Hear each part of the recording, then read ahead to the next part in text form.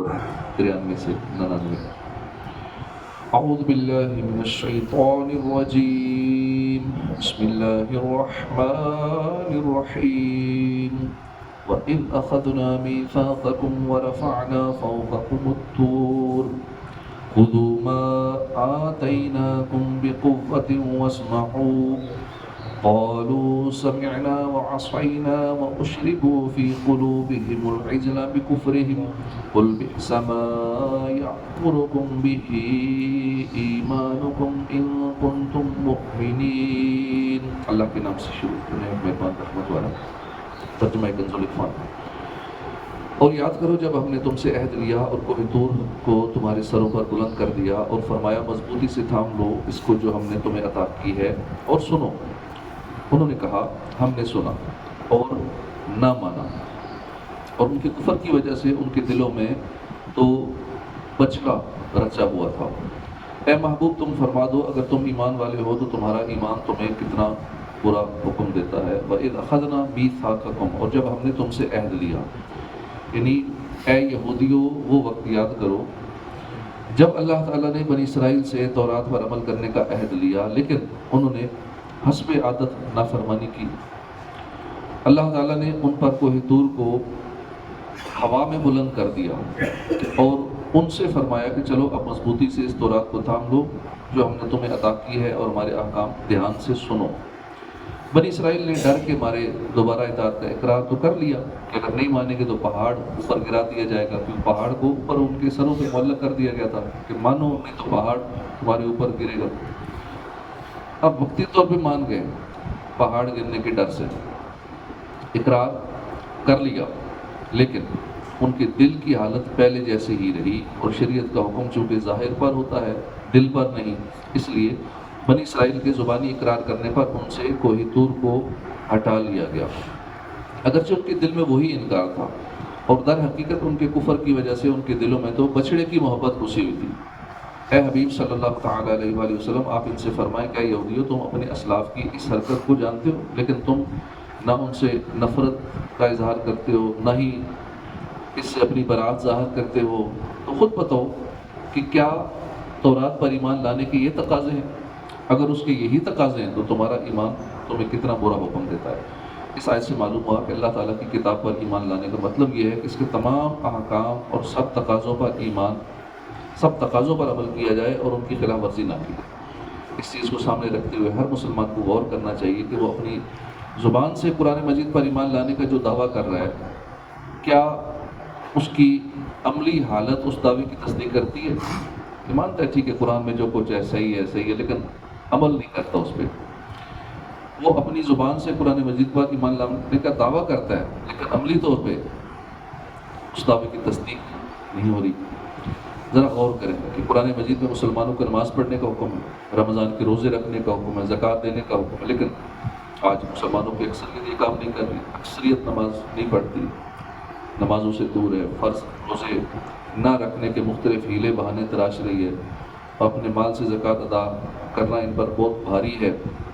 قرآن پاک میں مسلمانوں کو باطل اور ناجائز طریقے سے کسی مسلمان کا مال کھانے سے منع کیا گیا، لیکن آج مال بٹورنے کا کون سا ایسا ناجائز طریقہ ہے جو مسلمانوں میں کسی نہ کسی طرح رائج نہیں ہے؟ قرآن حکیم نے کسی کو ناحق قتل کرنے سے منع کیا، لیکن آج مسلمانوں میں ناحق قتل و غارت گری ایسی عام ہے کہ نہ مرنے والے کو پتہ ہے کہ مجھے کیوں مارا گیا، نہ مارنے والے کو پتہ ہے کہ میں نے کیوں مارا۔ قرآن پاک میں مسلمان عورتوں کو گھروں میں رہنے اور پردہ کرنے کا حکم دیا گیا، لیکن آج ہمارے معاشرے کا کون سا طبقہ ہے جس میں مسلمان اور سج سنور کر اجنبی مردوں کے سامنے نہیں آ رہی، بلکہ آج مسلمانوں میں کچھ لوگ عورت کے پردہ کرنے کو دقیانوسی سوچ اور تنگ ذہنی قرار دے رہے۔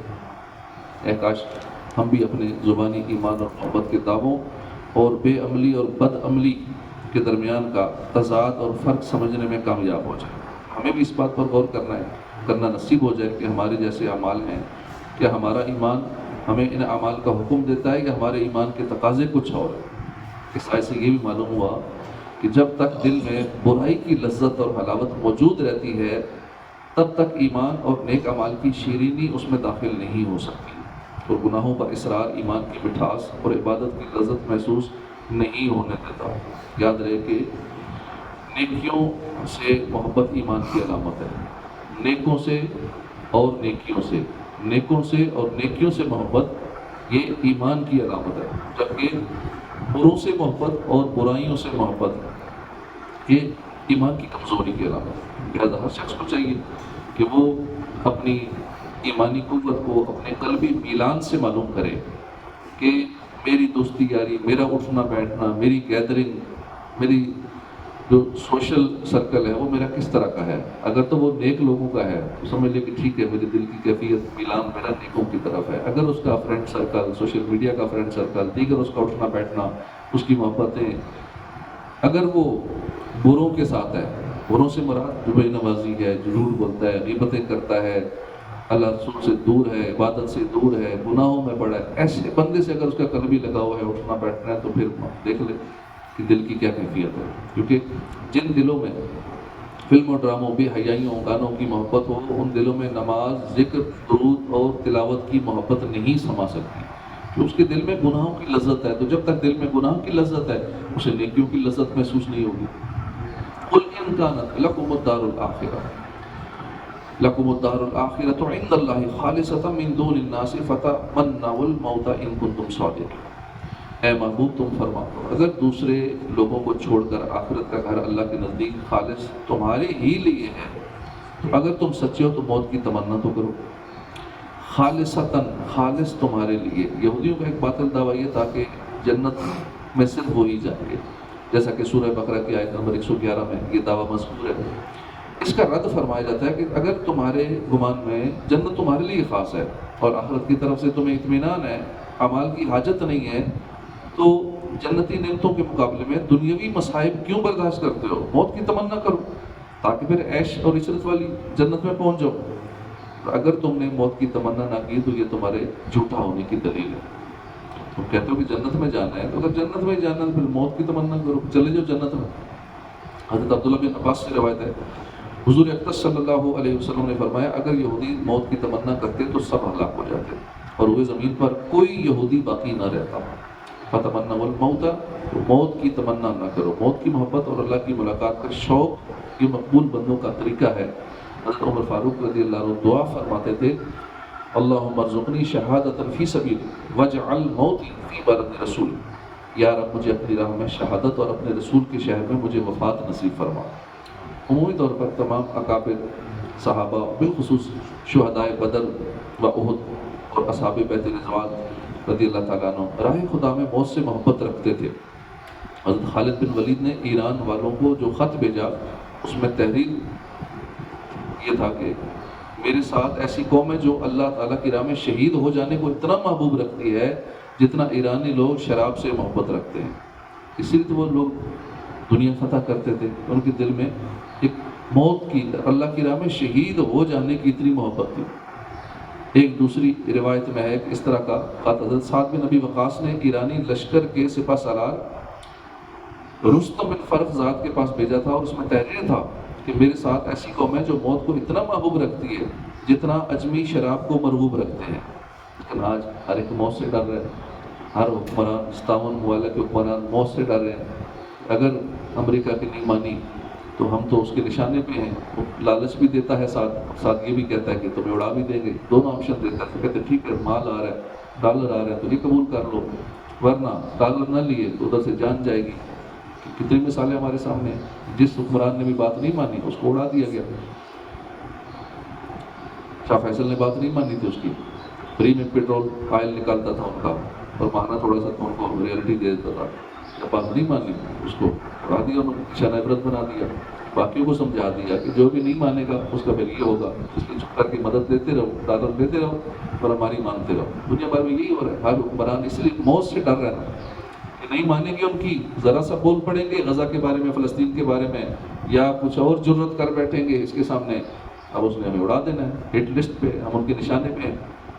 تو یہ موت کا ڈر جو ہے نا، یہ پہلے کے مسلمانوں میں نہیں تھا، اس لیے دنیا فتح کرتے تھے، ہر میدان میں ان کی فتح ہوتی تھی۔ خالد بن ولید ہر جنگ میں فاتح ہوتے تھے کیونکہ موت سے محبت تھی، شہادت سے محبت تھی۔ تو آج ہر ایک موت سے ڈر ہے، ہر حکمران موت سے ڈر رہا ہے، جس وجہ سے کوئی بول نہیں پا رہا۔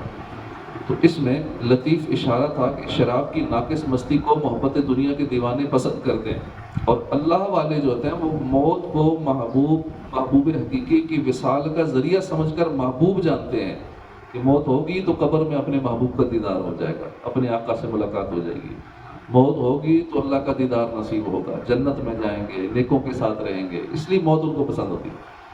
خلاصہ کلام یہ کہ اہل ایمان آخرت کی رغبت رکھتے ہیں، اور اگر لمبی عمر کی تمنا بھی کریں تو وہ اس لیے کرتے ہیں، نیکیاں کرنے کے لیے، کہ کچھ اور عرصہ مل جائے جس سے آخرت کے لیے ذخیرہ سعادت زیادہ کر سکے، اور اگر گزشتہ زندگی میں گناہ ہوئے ہیں تو ان سے توبہ استغفار کر لیں۔ البتہ دنیاوی مصائب سے تنگ آ کر وہ کبھی موت کی تمنا نہیں کرتے۔ حضرت انس بن مالک سے روایت ہے، رسول کریم صلی اللہ علیہ وسلم نے فرمایا، کوئی دنیاوی مصیبت سے پریشان ہو کر موت کی تمنا نہ کرے کہ میں اتنا تنگ ہو گیا ہوں، تنگ دستی آ گئی ہے، پریشانی آ گئی ہے، اس لیے پھر خودکشی کا ذہن بنائے، موت کی تمنا کرے گی درست نہیں۔ اور اگر موت کی تمنا کرنے کے سوا کوئی چارہ نہ ہو تو یوں دعا کرے، اے اللہ جب تک زندہ رہنا میرے لیے بہتر ہے، اس وقت تک مجھے زندہ رکھو، اور جب میرے لیے وفات بہتر ہو، یا اللہ مجھے اس وقت وفات دے۔ اس طرح کی دعا کرنی چاہیے۔ اور در حقیقت دنیاوی پریشانیوں سے تنگ آ کر موت کی دعا کرنا صبر و رضا اور تسلیم و توکل کے خلاف ہے، اور یہ ناجائز ہے، کیونکہ دنیا میں رہنا ٹھیک ہے، آخری عمر ہے، بڑی سخت ہے، پریشانیاں ہیں، بیماریاں ہیں، کوئی لفٹ نہیں کراتا، اولاد بھی چھوڑ جاتی ہے، اور وہ بھی کہتی موت کی تمنا ہی کرتی ہے کہ والدین اب اس عمر میں ہے تو بس اللہ کرے آسانی سے جنت نصیب ہو جائے، یہی دعا کرتے ہیں۔ عمر ایسی ہوتی ہے، ساری طاقتیں سب کچھ ختم ہو جاتا ہے، تو پھر بھی موت کی تمنا اس لیے نہ کی جائے کہ دنیاوی پریشانیاں بڑھ گئی ہیں، کوئی لفٹ کرانے والا نہیں ہے، کوئی پاس بیٹھ کے بات سننے والا نہیں ہے، بیماریاں زیادہ ہیں، بڑھاپا ہے، کمزوری آ گئی ہے، تو اس وجہ سے بھی موت کی تمنا کرے۔ وَلَئِن يَتَمَنَّوْهُ عَبَثًا بِمَا قَدَّمَتْ أَيْدِيهِمْ وَاللَّهُ عَلِيمٌ بِالظَّالِمِينَ، اور اپنی بدعمالیوں کی وجہ سے یہ ہرگز کبھی موت کی تمنا نہ کریں گے، اور اللہ ظالموں کو خوب جانتا ہے۔ یہ غیب کی خبر اور معجزہ ہے کہ یہودی نبی کریم صلی اللہ علیہ وسلم اور اسلام کی شدید مخالفت کے باوجود بھی موت کی تمنا کا لفظ زبان پر نہ لا سکے۔ وَلَتَجِدَنَّهُمْ أَحْرَصَ النَّاسِ عَلَىٰ حَيَاةٍ وَمِنَ الَّذِينَ أَشْرَكُوا يَوَدُّ أَحَدُهُمْ لَوْ يُعَمَّرُ أَلْفَ سَنَةٍ وَمَا هُوَ بِمُزَحْزِحِهِ مِنَ الْعَذَابِ أَن يُعَمَّرَ وَاللَّهُ بَصِيرٌ بِمَا يَعْمَلُونَ، اور بے شک تم ضرور انہیں پاؤ گے کہ سب لوگوں سے زیادہ جینے کی ہوس رکھتے ہیں، اور مشرکوں میں سے ایک گروہ تمنا کرتا ہے کہ کاش اسے 1000 سال کی زندگی دے دی جائے، حالانکہ اتنی عمر کا دیا جانا بھی اسے عذاب سے دور نہ کر سکے گا، اور اللہ ان کے تمام اعمال کو خوب دیکھ رہا ہے۔ احرص الناس علی حیات، لوگوں میں سب سے زیادہ جینے کی ہوس۔ مشرکین کا ایک گروہ مجوسی ہے، آپس میں سلام کے موقع پر کہتے ہیں کہ زی 1000 سال، یعنی 1000 برس جیو، جیسے ہمارا سلام ہے، ان کا سلام یہ زی 1000 سال ہے۔ ان کے اس قول کے پیش نظر آیت کا خلاصہ یہ ہے کہ اے حبیب صلی اللہ علیہ وسلم، مجوسی مشرک 1000 برس جینے کی تمنا رکھتے ہیں، اور یہودی ان سے بھی بڑھ گئے کہ انہیں جینے کی ہوس سب سے زیادہ ہے، حالانکہ اتنی عمر کا دیا جانا بھی اسے جہنم کے عذاب سے دور نہ کر سکے گا، اور اللہ تعالیٰ ان کے تمام اعمال کو خوب دیکھ رہا ہے، ان کا کوئی حال اللہ سے چھپا ہوا نہیں۔ یاد رہے کہ کفار دنیاوی زندگی پر حریص ہوتے ہیں، موت سے بھاگتے ہیں، جبکہ مومن کی شان یہ ہوتی ہے کہ وہ اگر زندگی چاہتا ہے تو صرف اس لیے چاہتا ہے کہ زیادہ نیکیاں کرے، آخرت کا توشہ جمع کرے، آخرت کا ذات راہ جمع کرنے کے لیے زندگی چاہنا یہ اچھا ہے کہ میرے پاس چند لمحے اور مل جائے، میں تھوڑی سی اور نیکیاں کر لوں، کہ یہ زندگی کی ہوس نہیں ہے بلکہ یہ آخرت کی تیاری ہے۔ نیز لمبی عمر اور زیادہ مال اللہ کے راضی ہونے کی علامت نہیں ہے، بلکہ یہ تو بعض اوقات وبال کا ذریعہ بن جاتا ہے۔ حضرت ابو بکر رضی اللہ تعالیٰ عنہ فرماتے ہیں کہ ایک شخص نے عرض کی، یا رسول اللہ صلی اللہ علیہ وسلم، لوگوں میں سب سے بہترین کون ہے؟ شاہ فرمایا جس کی عمر لمبی ہو، عمل نیک ہو۔ اس شخص نے پھر عرض کی کہ لوگوں میں سب سے برا کون ہو؟ فرمایا جس کی عمر لمبی ہو، عمل برا ہو۔ قل من كان عدوا لجبريل فإنه نزله على قلبك بإذن الله مصدقا لما بين يديه وهدى وبشرى للمؤمنين، اے محبوب تم فرما دو جو کوئی جبرائیل کا دشمن ہو تو ہو، بس بے شک اس نے تو تمہارے دل پر اللہ کے حکم سے یہ اتارا ہے جو اپنے سے پہلے موجود کتابوں کی تصدیق فرمانے والا ہے، اور ایمان والوں کے لیے ہدایت اور بشارت ہے۔ من کانا عدوا، جو دشمن ہو شان نزول۔ یہودیوں کے ایک گروہ نے حضور صلی اللہ علیہ وسلم سے کہا آپ کے پاس آسمان سے کون فرشتہ آتا ہے؟ نبی کریم صلی اللہ تعالی علیہ وسلم نے فرمایا میرے پاس حضرت جبرائیل آتے ہیں۔ ابن سوریہ یہودی پیشوا نے کہا وہ ہمارا دشمن ہے، عذاب شدت اور زمین میں دنسانہ وہی اتارتا ہے، اور پہلے بھی کئی مرتبہ ہم سے دشمنی کر چکا ہے۔ اگر آپ صلی اللہ علیہ وسلم کے پاس حضرت میکائیل آتے تو ہم ایمان لے آتے، کیونکہ حضرت جبرائیل آتے ہیں اس لیے ہم ایمان نہیں لا رہے۔ یہودیوں کی یہ بات سراسر جہالت تھی، کیونکہ حضرت جبرائیل علیہ السلام تو جو چیز بھی لائے وہ اللہ کے حکم سے ہی تھی، تو حقیقت میں یہ اللہ سے دشمنی تھی۔ بلکہ اگر یہودی انصاف کرتے تو حضرت جبرائیل علیہ السلام سے محبت کرتے، ان کی شکر گزار ہوتے کہ وہ ایسی کتاب لائے جس سے ان کی کتابوں کی تصدیق ہوتی ہے۔ من کان عدوا للہ وملائکتہ ورسلہ وجبریل ومیکال فإن اللہ عدو للکافرین، جو کوئی اللہ اور اس کے فرشتوں اور اس کے رسولوں اور جبرائیل اور میکائیل کا دشمن ہو تو اللہ کافروں کا دشمن ہے۔ اس سے معلوم ہوا کہ انبیاء کرام اور فرشتوں سے دشمنی کفر اور غضب الہی کا سبب ہے، اور محبوبان حق سے دشمنی یہ خدا سے دشمنی کرنا ہے۔ حضرت جبرائیل علیہ السلام انبیاء کرام کے خاتمے میں ان کا دشمن رب تعالیٰ کا دشمن ہے۔ یہ بھی معلوم ہوا کہ ایک فرشتے سے عداوت سارے فرشتوں سے عداوت ہے۔